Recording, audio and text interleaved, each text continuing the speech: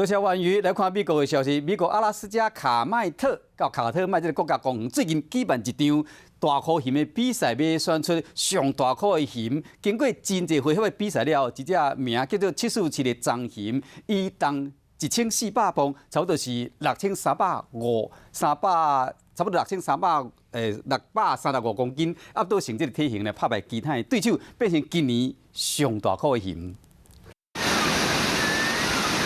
几若只熊伫咧清气河水内底掠肥足足的三文鱼，为寒天做准备。因为若是食到饱圆圆，得当准备过冬。美国阿拉斯加州卡特麦国家公园，逐年拢会替这大颗熊举办票选活动，看上食上肥。经过评比，冠军总算出来了。This year, Bear 747 not only ripped apart the salmon, but also the competition.